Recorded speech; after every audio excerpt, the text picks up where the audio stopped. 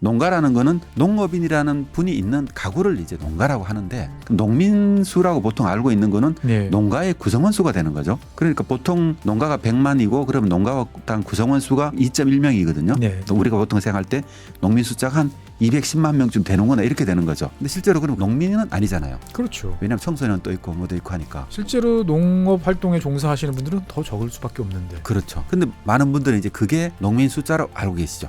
예를 들면 이게 그러니까 우리가 알고 있는 농민수라는 게 굉장히 모호한 개념이었다. 네. 그리고 농가라는 것도 누가 인정해줘야 농가가 되느냐. 농민이 있으면 농가가 맞는데 텃밭 조그맣게 하고 있으면 그게 농가냐 이런 고민도 할 거잖아요. 네, 안녕하세요 여러분. 지구본연구소를 사랑해주신 여러분, 저만큼 여러분들이 좋아하시는 남재작 박사님 모시고 오늘은 오래간만에 농업 이야기 나눠보도록 하겠습니다. 안녕하세요 남 박사님. 네, 안녕하세요. 네. 오늘은 되게 이거 묵직하다면 묵직하고 아프다면 아픈 주제를 들고 나오셨습니다. 이 제목을 딱 주셨는데 이 오늘 농업 통계? 예, 이 통계와 관련된 이야기. 저는 사실 좀 이제 가벼운 얘기를 좀 한다고 네. 가볍게 준비했습니다. 가볍게 준비하신 거예요? 가볍게 준비했습니다. 그래요? 예. 네. 그러니까 이제 보통 보면은 이제 뭐 통계 그러면 뭐 여러 가지 이제 말이 많은데 네. 사실 저는 이제 이 농업 통계 딱 이 말을 딱 들으니까 드는 생각이 몇 개 있어요. 대한민국의 농민, 농가수, 이게 도대체 어떻게 나오는 거지? 뭐 믿을 수 있어? 뭐 이런 생각이 먼저 드는데. 그렇죠. 예. 많은 분들이 그리고 우리나라의 농민 수가 얼마야 이렇게 대충 되게 생각을 하잖아요. 얼마 전에 뭐 100만 밑으로 떨어졌어. 뭐 이런 기사를 언뜻 본 것 같기도 하고. 뭐 그렇죠. 이게 농가 수로는 100만, 예. 통계로는 농가 수로는 100만 밑으로 떨어졌거든요. 야, 농가. 농가. 예. 근데 사실 농가라는 개념도 굉장히 애매한 개념이거든요. 그러니까 농가가 뭐예요? 그러니까 농촌에 예를 들어서 의성군을 하나 예를 들면 제가 예. 다 갔다 왔잖아요. 예. 의성군에 많은 가구가 있는데 예. 그중에 농가는 몇 %냐. 예. 의성군이 농촌을 전문으로 하는 곳이잖아요. 예. 그럼 농가가 한 3분의 1 정도가 농가에 해당하거든요. 3분의 1만 농가고. 그렇죠. 3분의 2는 그러니까 농가와 상관없는 거죠. 읍내에 있는 뭐 이런. 네, 네. 예. 농촌에 있더라도 농사를 안 지면 농가는 아닌 거죠. 예. 그러니까 농가라는 거는 농업인이라는 분이 있는 가구를 이제 농가라고 하는데, 그럼 농민수라고 보통 알고 있는 거는 네. 농가의 구성원 수가 되는 거죠. 그렇죠. 그러니까 보통 농가가 100만이고 그러면 농가당 구성원 수가 2.1명이거든요. 네. 우리가 보통 생각할 때 농민 숫자가 한 210만 명쯤 되는구나 이렇게 되는 거죠. 근데 실제로 그러면 그게 농민은 아니잖아요. 그렇죠. 왜냐하면 청소년 또 있고 뭐도 있고 하니까. 그렇죠. 실제로 농업 활동에 종사하시는 분들은 더 적을 수밖에 없는데. 그렇죠. 예. 근데 많은 분들은 이제 그게 농민 숫자로 알고 계시죠. 그렇죠. 그러니까 맨날 100만 농 200 옛날에는 400만, 예. 800만 이랬다 지금은 계속 이제 줄어들고 있죠. 200만 정도로 줄어드는데 예를 들면 이게 그러니까 우리가 알고 있는 농민수라는 게 굉장히 모호한 개념이었다. 네. 그리고 농가라는 것도 보니까 좀 농가가 그러면 이제 누가 인정해줘야 농가가 되느냐. 이거 농민이 있으면 농가가 맞는데 예. 예를 들어서 텃밭 조그맣게 하고 있으면 그게 농가냐 이런 고민도 할 거잖아요. 그렇죠. 그러니까 이제 나는 뭐 도시에 주로 있지만 뭐 일주일에 이틀 정도는 뭐 네. 평일날 시간도 있고 네. 그래가지고 하루 종일 가서 농사를 쳐. 네. 그러면 무슨 뭐 이거 쓰시던데 보니까. 그렇죠. 그러니까 정부에서는 어떻게 보면은 정책을 하거나 할 때 농민이든 농가든 이게 좀 모호한 개념이다 보니까 네. 예를 들면 우리가 식당을 열거나 하면 다 사업자 등록을 다 하잖아요. 누구나 그렇죠. 다. 그리고 이제 뭐 업종, 뭐 그렇죠. 업태 이렇게 딱 나오잖아요. 네, 보면. 그렇게 해야 이제 내가 사업자라고 돈을 벌 수가 있는 거잖아요. 예. 근데 농민도 마찬가지로 그러면은 사업자 등록 비슷한 걸 해가지고 이 직원 확실하게 당신은 농가입니다 하는 걸 인정을 해줘야 되는 거죠. 네네. 이걸 우리가 이제 그 농업 경영체라고 얘기를 해요. 농업 경영체. 예를 들면 뭐 사업자 등록번호를 받는 거하고 비슷하게 보는 거죠. 네네. 그럼 농업 경영체가 되려 그러면 기본적으로 농가야 되겠죠. 그렇죠. 예, 그러니까 뭐 예를 들면은 뭐 300평 이상의 농경지가 있어야 되고 네. 120만 원 이상의 그냥 농업을 통한 매출이 있어야 되고. 판매를 해야 되는군요. 네, 그렇죠. 자가 소비는 안 되고. 그렇죠.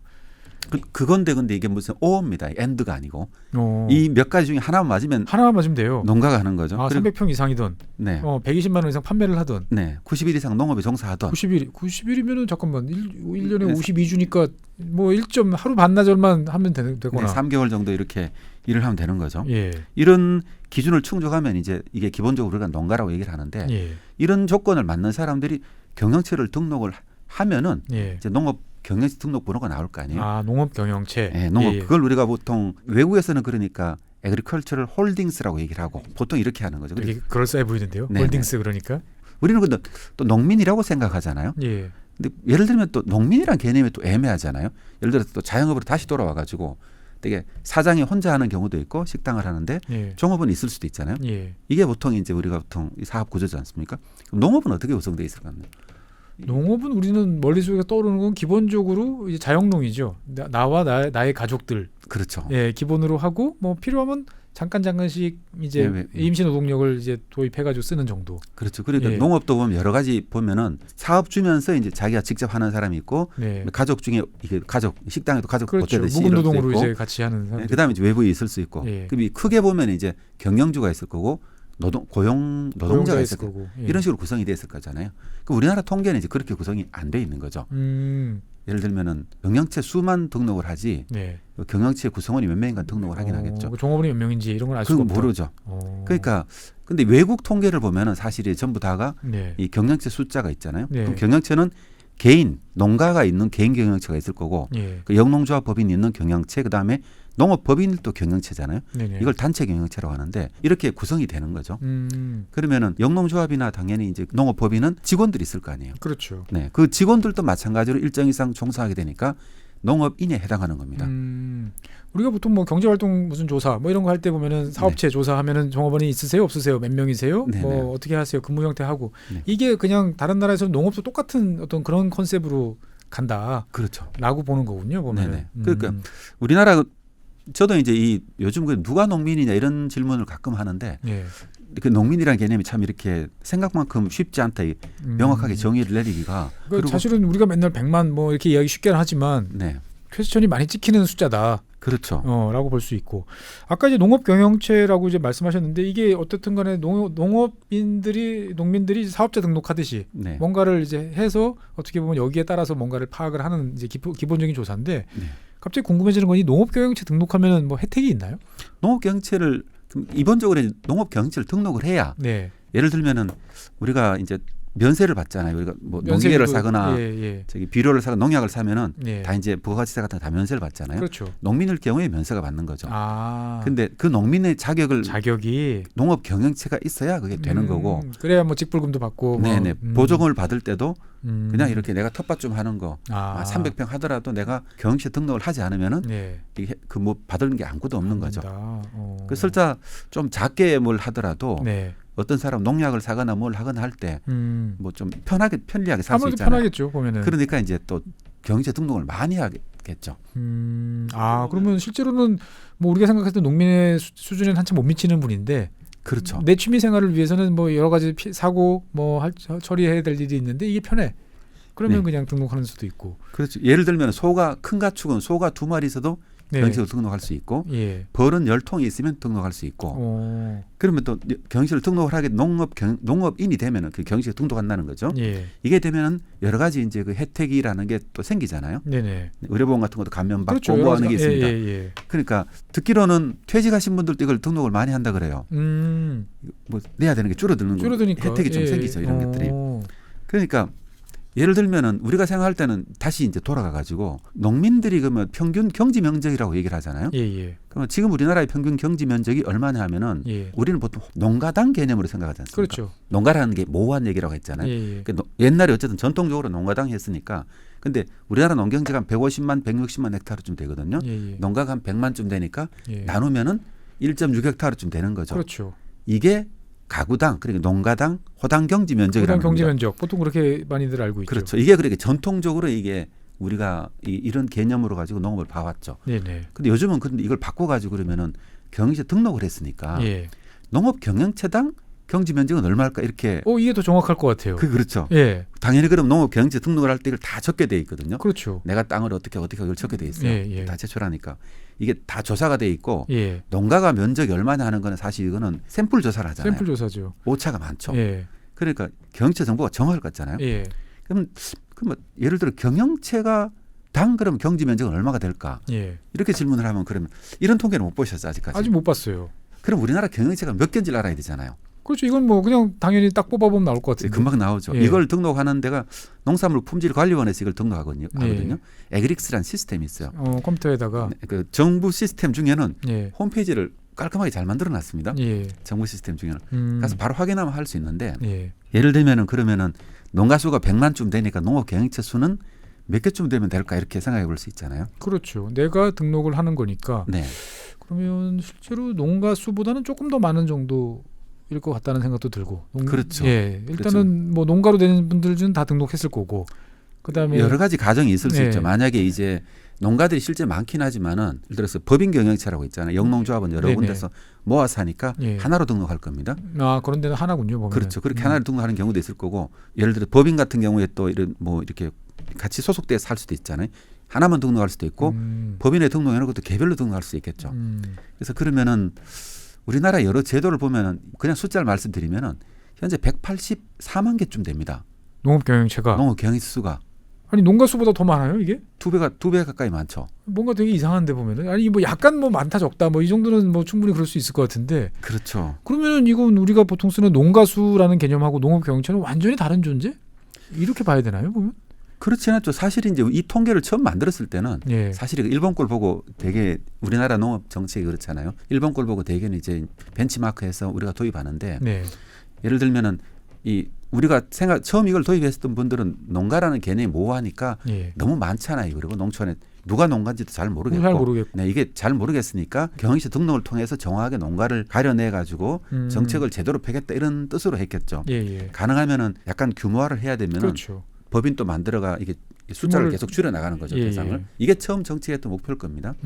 근데 지금 현재는 그게 좀 정책 목표와 다르게 너무 늘어나 버렸죠. 그러니까 180만 개면 네, 이게 혜택만 있고 의무는 없는 뭐 그런 상황인 것 같은데요. 느낌이 보니까. 그렇죠. 그러니까 이게 농업 정책이라는 게 사실 그럼 경영체를 단위로 펼쳐야 되잖아요. 예. 우리나라 보통 사람들이 생각할 때는 농민이나 농가 단위로 정책을 펼칠 것 같지만 그거는 모호한 개념이고요. 그렇죠. 통계상에 존재하는 것뿐이죠. 예. 그 통계상의 숫자일 뿐이고 실제로는 경영체가 중요한데. 그렇죠. 우리가 뭐 사업자 등록을 낸 사람들 위주로 우리가 그렇죠. 뭘 하듯이. 그래야 되니까요. 예. 근데 이게 이렇게 돼버리고 나니까 경영체당 경지 면적은 1헥타르 훨씬 못 미칠 겁니다.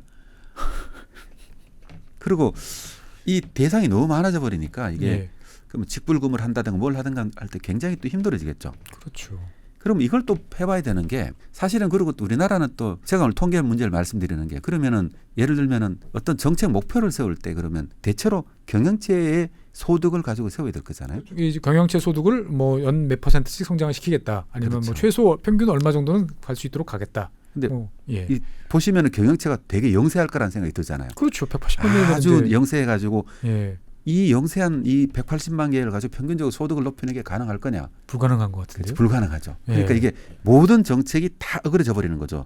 이 숫자가 잘못돼 버려. 숫자에 압도돼 버려 가지고 네, 이걸 180만 개라는 숫자를 어떻게 관리할 거냐는. 분모가 180만이 딱 돼 버리니까 네. 뭘 해도 부족해 보이고 뭘 네. 해도 안 될 것 같고. 그래서 평균적으로 보면 농가 소득이 왜 작아 보이고 농업이 왜 이렇게 예를 들면 좀 밖에 사람들이 생각할 때는 비전이 없어 보이느냐. 그렇죠. 뭐 부가가치 창출도 거의 안 되는 것 같고. 그렇죠. 제가 어디 농업 강의 가가지고 농업 현실에 대해서 숫자를 가지고 쭉 얘기를 하면은 예. 이분들이 첫 번째 그래서 농업을 개혁해야 필요가 있지 않겠습니까? 이렇게 얘기를 하면 예. 반응이 이래요. 안 될 것 같은데요. 이게 왜냐면 뭐 기본 여지가 있어요. 거기서부터 이제 뭘 나가는 거지 보면은. 그렇죠. 예. 그래서 이제 이걸 담당하시는 분들하고 가끔 얘기를 하면은 이 문제를 가지고 좀 정리를 하지 않고는 사실 한 단계도 못 나갈 것 같은 느낌이 들잖아요. 모수가 이러면고 이 숫자가 계속 늘어나고 있는 거죠. 그러니까 이제 기본적으로 봤을 때는 이제 그런 거잖아요. 그러니까 뭐 우리나라의 국민이 얼마야? 네. 우리 시의 시민들이 몇 명이야? 이게 정확해야 뭐 각종 거기서부터 이제 인프라도 깔고 뭐 여러 가지 예산도 짜고 하는데 이거 자체가 지금 되게 애매한 존재다. 그렇죠. 라고 이제 말씀하시는 거죠 보면은. 그렇죠. 그러니까 통계청에서 만드는 데이터는 보면 통계 자료는 예. 농가수 그다음에 농업인 수 이렇게 네네. 통계를 내잖아요. 예. 근데 이거는 샘플링이 해가지고 약간 좀 오차가 있는 거라고 이게 정책 대상이 되게 어려운 거라고 말씀드렸고 그럼 농업 경영체로 직접적인 게 있는데 이건 수치가 이렇게 돼 있는 거죠. 그럼 과연 우리가 얘기할 때는 농가 수를 가지고 대체로 이제 평균적으로 농업인 소득이 얼마고 뭐 이렇게 얘기하는데 예.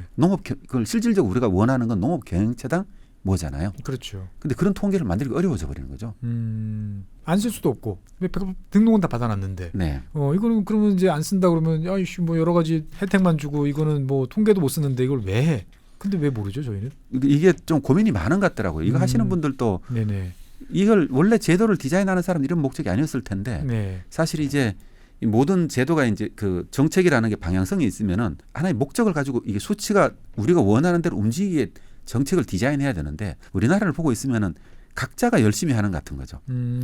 각자가 분야별로 나눠져 있으면은 예. 세분화되어 있으면은 각자들 농업 경영체 하시는 분들은 이걸 여러 가지 농민들이 요구를 받아 이걸 등록하는 걸 또 열심히 하고 또 소득을 높이는 뭐 소득을 열심히 하고 각자가 열심히 하는 거죠. 근데 전체적으로 봤을 때는 다 오그러지는 뭐 그렇죠. 이런 모습. 그러면 사실은 이제 우리가 항상 농업 이야기하면은 이제 농가당 영농 면적이 커져야 돼, 대형화를 해야 돼. 네. 시간이 지날수록 느리지만 어쨌든 성장을 해야 돼. 그렇죠. 라는 그걸 항상 염두에 두고 있었는데 방금 말로 보면 이제 그 1헥타도 안 되는 네. 정말 작은 걸로 보이는데 아니 이게 보면은 사실은 우리가 막상 나가서 보면은 농사 짓는 분도 점점 줄어드는 것 같고 좀 대형화도 되는 느낌도 좀 들 때도 있고 실제로 그런데 예를 들면은 통계 기법 통계를 하고 있는 것들은 예. 제 느낌은 80년대 90년대 만들어진 그 통계를 그대로 크게 안 바뀌고 오고 있는 거죠. 그러면은 이제 더 궁극적인 문제로 들어가면은 우리가 저도 이제 옛날 농단 다닐 때부터 봤던 이제 농가당 경지 면적이라는 이게 의미 없는 통계 아니에요? 좀 궁극적으로 말하면 실제로 근데 의미 없을 것 같잖아요. 1.6헥타르든 2헥타르든 아니면 1헥타르든 의미가 없잖아요 보면은. 그러니까 우리가 실제로 그러니까 농가당 경지 면적이라는 거 우리가 그 나라의 평균을 알기 위해서 하긴 하는데 예. 이것만 가지고는 뭘 할 수가 없고요. 예. 또 좀 더 디테일한 것들이 있어야 되거든요. 그래서 우리나라를 가지고 설명하면 이제 이해하기 어려우니까. 예. 그러면 이제 해외에서는 어떻게 하는지 뭐 보통 이제 우리나라가 이제 뭐 문제 뭐 안 돼 그러면 해외에서 뭐 찾아보잖아요. 그렇죠. 그러면은 이제 해외에서는 그러면은 우리는 지금 쉽게 말해가지고 요만한 텃밭 하는 분들 다 저기 농업 경영체 등록하고 네. 그다음에 정말 전업으로 해가지고 거의 뭐 군 단위 상당 커버를 뭐 면 하나 정도 커버할 만큼 하시는 이제 농업 공동체 이런 면들도 경영체 등록을 할 수도 있고. 네. 이걸 정확히 나눠보려면 쪼개야 될 것 같은데. 그렇죠. 그래서 이제 그 저도 이제 그래 우리나라하고 우리나라 농업이 어떤지를 비교하려 그러면은 네. 뭐 나라마다 다 사정이 다르잖아요. 그렇죠. 그러니까 일본하고 비교하기 사실 가장 비슷해요. 어떻게 예, 보면은 농업이 예. 같은 뿌리를 가지고 있기 때문에 비슷한 지형을 가지고 있고 그리고 또 제도가 거의 다 비슷하거든요. 네네. 농가 구조도 비슷하고 토지 개혁했던 시기도 비슷합니다. 비슷하죠. 예. 네, 그러니까 모든 게 다 비슷하고요. 예를 들어서 1985년도를 기준 통계를 보면은 평균 경지 면적이라고 하잖아요. 농가당. 그게 일본 같으면 1.05 헥타르였고 예. 우리나라가 1.1 헥타르였어요. 우리가 더 컸네. 우리가 0.5 헥타르, 0.05 헥타르니까 예. 이게 더 컸습니다. 예. 평균적으로. 근데 지금은 이제 당연히 그러면은 좀 달라졌을 것 같잖아요. 그렇죠. 우리나라는 1.6 헥타르고 예. 농가당으로 치면은 통계가 약간 애매하긴 하지만요. 일본 같으면 농가당으로 치면은 경영시당으로 치면은 이게 요즘은 한 3.2 헥타르 정도 늘어났어요. 한 2배 정도 늘어났습니다. 얼마 전까지 2.6이다가 계속 빠르게 늘어나고 있어요. 예. 예를 들면 그러면은 일본은 그럼 어떻게 하고 있는지 한번 좀 살펴보면은 예. 예를 들면은 제가 이제 본 바로는 유럽 방식을 채택하고 있는 것 같아요.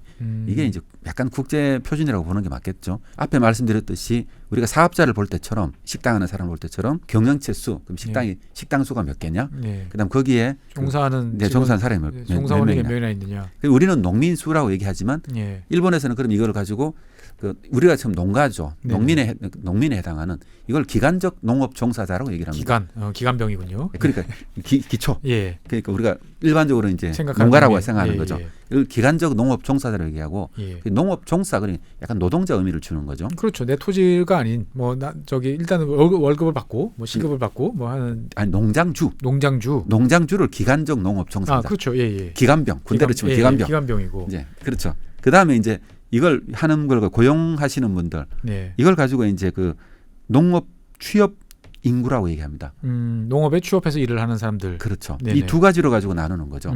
자영업자, 노동자 이런 그렇죠. 개념. 이 두 가지를 가지고 통계를 만들어 가지고 하면은 예. 농업이라는 게 그러면 이게 농장 주면서도 노동하는 사람 몇 명이고 예. 농가에 있으면서 그다음에 이제 농장이 소속돼 있지 않고 외부에서 노동자가 얼마인지를 알 수가 있죠. 그게 사실은 정확할 것 같은데 정확하죠. 얼마나 되나요, 일본은? 일본은 그 농업 취업 인구 전체로 봐가지고요. 예. 2019년도가 이제 양쪽 다이스가 왔는데 예. 168만이었습니다. 168만 원. 그 중에 168만. 83.5%가 기간적 농업 종사자죠. 그럼 예를 들면 17% 정도는 예. 그 취업 인구, 농업에 취업한 사람들이라고. 농업에 취업한 사람들. 네. 근데 2023년도를 보면은 예. 몇 년 흘렀잖아요. 예. 4년.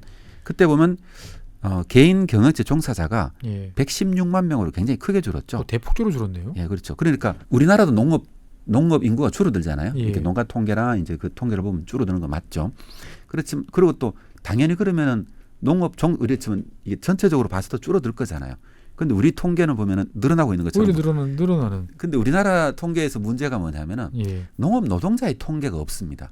맞아요. 농업은 없어요. 그게 네. 없으니까 이게 무슨 문제가 있냐면 실제로 농촌에 가보면은 그 농민이 농사를 짓는 그 직접 하는 경우는 아주 작은 농업 보고는 그렇죠. 조금만 크고는 전부 다 외국인 노동자가 들어와 있어요. 예, 다 인력 수급해가지고 지역 농협에서 하는 뭐 또 주요한 일 중에 하나 그거 아닙니까? 알선, 뭐 그렇죠. 이거잖아요. 지자체에서 하는 것도 예. 그렇고. 그러니까 농업이 어떻게 돌아가는지를 우리가 알 수가 없는 겁니다. 대한민국 농업이 도대체 누구의 손에 의해서 어떻게 움직이는지를 그림을 그릴 수가 없다. 그렇죠. 그러니까 예를 들어 가지고 무슨 뭐 얼마 전에 이제 농업 그 외국인 노동자 단속이 있잖아요. 불법 이민 농자 예. 단속이 있으면 되게 그 농업에 많이 종사하거든요. 그렇죠. 농업에 많이 종사하면 이분들이 다 이게 숨어버리고 안 나옵니다. 그렇죠. 그래서 농사 안 되죠. 농작물을 수확할 때도 수확을 못 하는 거죠. 예. 그래서 팥값이 여기 막 파가 없다고 시장에서 막 난리가 쳐도 한쪽에서는 막 그냥 수확할 사람이 없는 수확할 사람이 없고 꽃이 피는 겁니다. 예. 이걸 정확하게 정보를 모르면 사실 이게 여러 가지 문제가 생기는 겁니다. 그래서 지금 깜깜이네요 보면은. 그렇다고 볼 수 있죠. 그렇다고 볼 수 있고 그러면 이걸 정확하게 그러면은 우리나라는 그럼 예를 들면 일본처럼 이제 그 농업 인구 예. 기간적 농업 종사라고 하죠. 농업 인구가 더 이게 몇 명이고 이분들이 하는 역할은 얼마 정도고 그다음에 취업자가 하는 게 얼마고 그다음에 무슨 법인들 있잖아요. 영농 법인이 어느 정도 역할을 하는지를 할 수 있어야 이게 무슨 계획을 세울 수가 있잖아요. 이게 없으니까 그러니까 많은 분들은 또 생각하기로 농업을 또 이게 농가가 다 농사를 짓는 걸로 생각하는데 말씀드렸잖아요. 약간만 농장 커지고 나면은 손을 할 수 있는 게 별로 없다. 별로 없죠. 전부 다 외부 손을 빌리거나 해야 된다고. 다 하루 종일 전화기 붙잡고 이제 오냐 안 오냐 보면은 그렇죠, 뭐 그렇죠. 며칠 전에 이제 제가 강원도를 한번 다녀왔는데 한농대 농업대학 나온 친구가 6만 평을 강원도에서 경작을 하고 있어요. 6만 평이요? 네. 이야. 6만 평을 경작하고 있는데 그쯤 되면 이제 그 젊고 똑똑한 친구니까 자기가 이거 뭘 하기는 어렵잖아요. 그죠? 그러니까 전부 다 그 정도 되면은 자기는 농경지를 다 임대를 하러 다녀야 되고 그 좋은 농지를 구해야 되고 그다음에 농기계를 확보해서 큰 작업들은 자기가 해야지만은 뭐 이런 손이 많이 가는 작업들 그렇죠. 고추를 따거나 이런 것들은 전부 다 외국인 노동자를 쓸 수밖에 없죠. 이럴 수밖에 없잖아요. 근데 실제로 근데 우리나라 통계에서는 그 농가는 그러면 6만 평을 경작하고 있는 게 잡혔을까 통계에? 안 잡힐 것 같은데요. 안 잡혀 있죠. 이게 그러니까 우리나라 농업 구조가 어떻게 바뀌는지를 제대로 알기가 어렵습니다. 우리나라. 그러니까 이제 통계라는 거는 한 어떤 내가 원하는 분야, 내가 들여다보고 싶은 분야를 잘 보여주는 단적인 어떤 엑스레이 같은 이제 그런 존재잖아요. 이제 그걸 보고 어떻게 바뀌었다 예상을 하고 어떻게 바뀔 것 같다라고 해서 정책도 세우고 하는 건데 일단 남 박사님이 보시기에는 우리나라는 일단 그걸 들여다보는 수단 자체가 지금 되게 모호하다. 모호합니다. 연구소에서 가끔 연구를 하는 경우는 있는데, 근데 이 정도 통계는 굉장히 상세하게 해야 되잖아요. 그렇죠. 그래야 이제 외국 인력 조달을 어떻게 하고, 그래야 이제 불법 이민 또 농민들이 불법 노동자 쓰고 싶어서 쓰는 게 아니잖아요. 그렇죠. 없으니까 쓰는 거고. 당장 이게 밭에서 썩어 나는데 어쩔 도리가 없지 않습니까? 그런 상황이 계속 벌어지고 있는 겁니다. 통계 수치가 제대로 안 되니까요. 사실 그래가지고 이제 외국인 노동자 이제 얼마나 써야 되는지 수요 조사 뭐 해가지고 이제 평가 이제 그 수급 대상에서 결정을 하는데 제가 이렇게 옆에서 그냥 회의록이나 느낌으로 보면은 항상 농업 분야가 밀려요. 통계를 못 내놔서 얼마나 필요한지에 대해서 보면은 다른 분야 뭐 조선업이라든지 뭐 건설업이라든지 이런 거는 다 등록이 돼 있고 실제로 뭐 얼마 정도 일을 했었고 이 사람들이 어떻게 됐고 이게 딱딱 나오니까 이게 예측이 되고 어느 정도 나오는데 농업은 그냥 어바웃으로 이렇게 밀어가지고 보면 해주세요라는 그런 느낌이 좀 강하더라고요. 보니까. 그러니까 지자체 인기 있는 지자체장들은 넉넉하게 많이 받아와서 많이 받아오는 지자체장 인기 있는 지자체장이고 그걸 못하면 또 인기 떨어지고요. 이게 정말 심각한 문제인데 대응을 못하고 있는 거고. 그럼 일본은 그러면 농업 경영체 수가 몇 개냐 궁금하실 거잖아요. 그렇죠.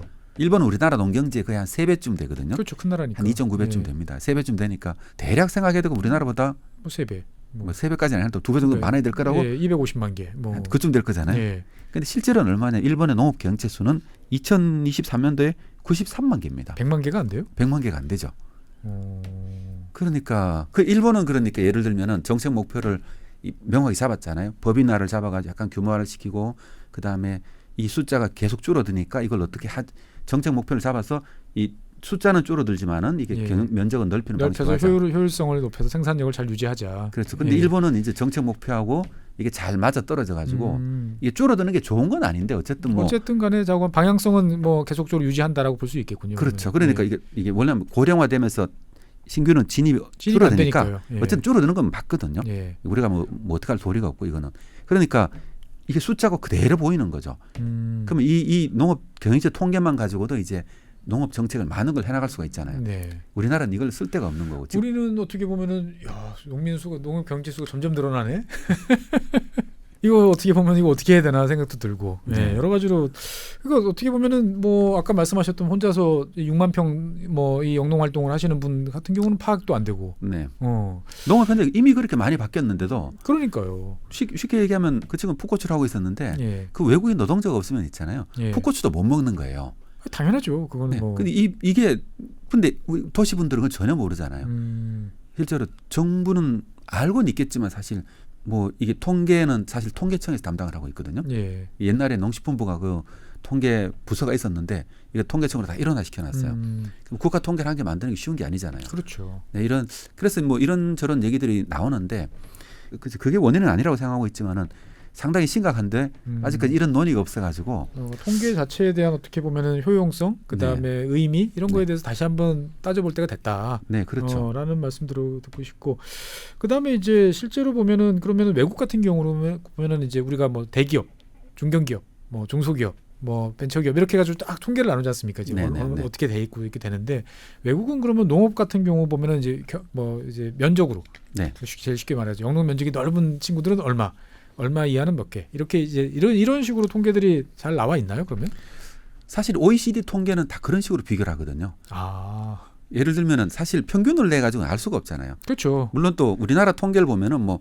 3헥타르 이상 농가가 몇 농가 뭐 이런 통계가 있습니다. 근데 3헥타르 이상 농가가 몇 농가 했지만은 이 3헥타르 이상 농가가 경작하는 면적이 얼마인지 모르잖아요. 그렇죠.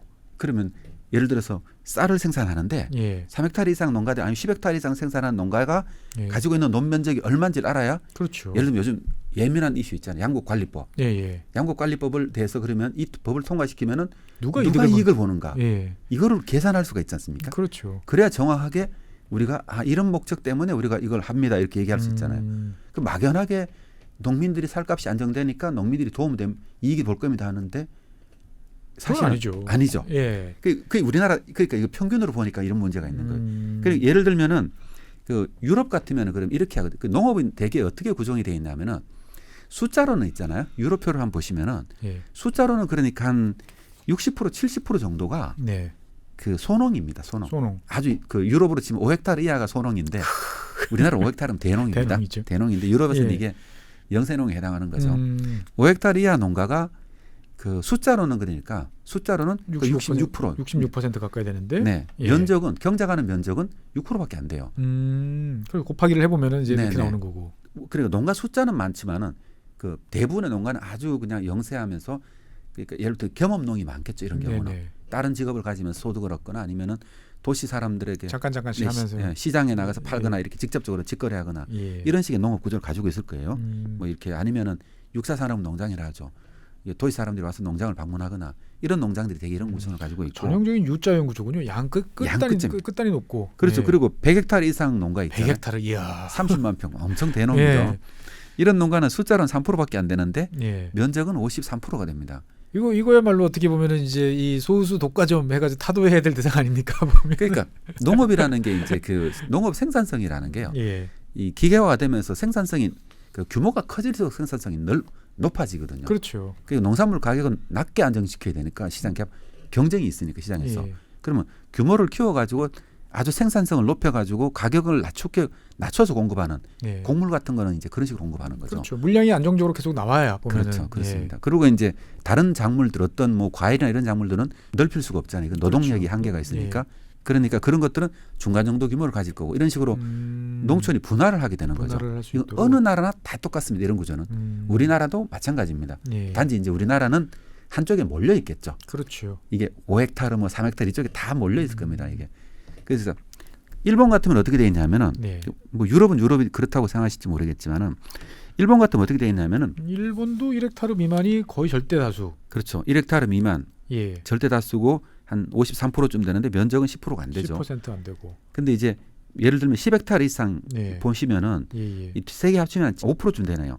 5%쯤 되는데 전체는 보면은 절반 정도 되는 것 같아요. 50% 정도 되는 것 같아요. 55%쯤 됩니다. 계산하면요. 그렇죠. 그러니까 10헥타르 이상 농가가 5% 정도 되는데 5%가 전체 농경지 절반을 경작하고 있다. 예를 들어 이게 만약에 벼로 논이라고 치면은 우리가 쌀값이 올라가면은 네. 어느 농가가 얼마만큼 이익을 볼지가 딱 이해가 되죠. 이해가 되죠. 그러면. 네. 예. 그러니까 정책을 어떻게 펼칠까. 그 어느 구간에 있는 농가를 위해서 우리가 정책 목표를 어디로 타겟을 잡을 그렇죠. 것이냐. 이걸 할 수가 있는데 다 도와주는 게 아니고 네. 그 중에서 보면은 그냥 상식적으로 봤을 때는 뭐 소농 네. 이쪽에 좀 초점을 맞춰야 되나? 아니면은 물 가격 안정을 위해서는 오히려 대농 쪽에 더 초점을 맞춰서 더 많이 생산할 수 있도록 해줘야 되나? 뭐 등등 여러 가지 고민이 좀 될 것 같아요. 만약에 그래서 우리나라 양국관리법 예를 들면은 위험한 얘기긴 한데 정책 목표를 만약에 정부가 세울 때 이 아주 규모화된 농가가 안정적인 생산 기반 확대해 나가고 싶으면 어떻게 합니까? 그러면 대농 위주로 이제 가격 안정을 시키면 되겠죠. 그렇죠. 그러면 이제 대농이 점점 늘어날 거고 예. 예를 들어 쌀값이 만약에 수익성이 좀 떨어지면 어떻게 되든 이게 예를 들면 좀 대농이 뭐 더 늘어날 수도 있겠네요. 뭐 여러 가지 원인이 있을 수 있잖아요, 그죠?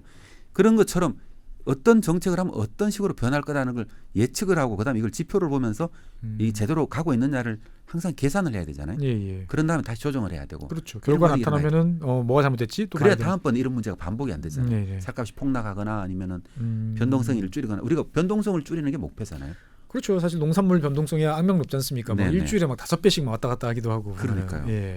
뭐 아까 번외 얘기로 아까 고추 얘기했잖아요. 예. 고추를 가락동 시장에 가보시면은 예. 똑같은 풋고추인데도 낙찰 가격이 10kg짜리 박스가 10,000원짜리도 있고요. 네. 50,000원짜리도 있고 어떤 게 10만원짜리도 있습니다. 뭐 품질이 10배씩 차이 날 것 같지는 않은데.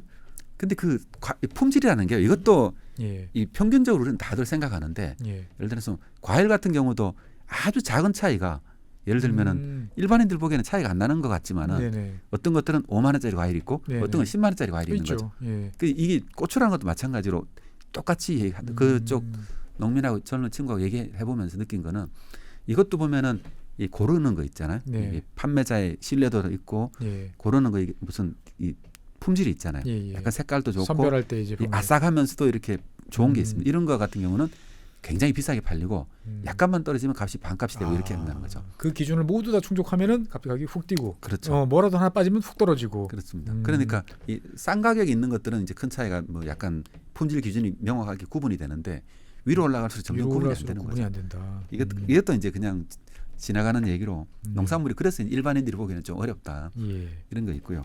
그러니까 이제 결국 보면은 우리 입장에서 봤을 때는 이제 분명히 커지고 있는 것 같은데 그게 통계로 안 잡힌다. 네. 이게 이제 가장 큰 문제고, 그다음에 그 우리의 영농 활동을 종사하는 사람들이 몇 명이고 어떻게 일을 하는지도 지금 나와 있지 않고, 네.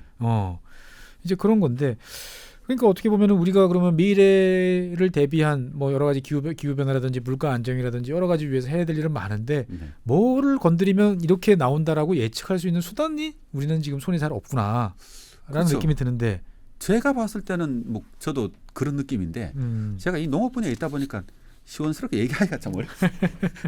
입장이 좀 뭐 예. 그렇죠. 그렇긴 한데 예. 저도 그렇게 생각을 하는 거죠. 그러니까 이제 이런 얘기를 하면서 네. 이런 문제에 대해 가지고 좀 고민을 좀 해야 되고, 네. 빨리 네. 이건식 뭔가 교정이 좀 돼야 될 것 같은데. 그래서 이거 열심히 노력해서 이걸 해결할 수 있는 문제가 아니거든요. 예. 이게 사실은 여러 분야를 다 보면서 이거를 좀 우리 농업의 미래를 어떻게 만들어 갈 건지 현재 통계 지표가 제대로 되어 있는지 네. 이게 우리가 하고 있는 정책이 수치로 가지고 있잖아요. 정책 수치로 가지고 다 증명이 돼야 되잖아요. 그렇죠. 처음에 내가 예산을 투입했는데 이만큼 효과가 나타났어. 네, 다시 조정을 해야 되고 예. 이런 걸 통해서 농민들을 설득하고 같이 갈 수 있도록 만들어야 되고 이런 활동들이 이제 농업에 일어나야 농업 혁신이든 아니면 뭐 식량 안보가 되건 이제 예. 기후 변화 대응이 되건 뭐가 될 거잖아요. 네네. 청년 농업 유치가 되든. 근데 지금 우리가 이제 좀 잘 안 되고 있다는 거죠, 그게요. 알겠습니다. 어떻든 자관 우리가 농업 관련하면 항상 이제 농민, 농가, 그다음에 영농 면적 뭐 이런 식의 이제 포커싱을 맞춰가지고 주로 쭉 이야기를 이제 했는데, 사실 우리는 이제 남 박사님 말씀 듣다 보니까 국제적으로 인정받을 수 있는 통계랑도 좀 거리가 있는 것 같고, 그렇다고 우리 대한민국의 농업 특수성을 반영한 통계가 잘 있는 것 같지도 않고, 여러 가지로 되게 애매모호한 상태에서 어떻게 보면은 정책이라든지 예산의 효율성을 평가할 수 있는 지표도 잘 없고, 그러다 보니까 모두가 다 장님 문고리 만지듯이 지금 이제 접근하고 있다라는 느낌이 좀 듭니다. 그래서 이제 그러면 좀 다른 나라 같은 경우는 어떻게 하고 있는지에 대한 조금 더 자세한 이야기를 좀 들어봐야 될 것 같은데 뭐 벌써 시간이 이렇게 훌쩍 항상 남박사님 나오면 이제 시간이 이렇게 훌쩍 가죠 보면은. 예. 그래서 오늘은 이제 대한민국 농업 통계 무엇이 문제인가 라는 주제를 가지고 한번 이야기를 해봤고 사실 이 방송 보시는 분들 중에서 이런 거와 같은 문제의식이 있으신 분들 같은 경우는 본인 의견 솔직하게 한번 말씀해 주시면 좋을 것 같습니다. 네, 오늘 지금 못다한 이야기는 다음 시간에 계속 이어서 이야기를 하도록 하겠습니다. 네, 지금까지 시청해주신 여러분 대단히 감사하고요. 나와주신 남재학 박사님 감사합니다. 네, 고맙습니다.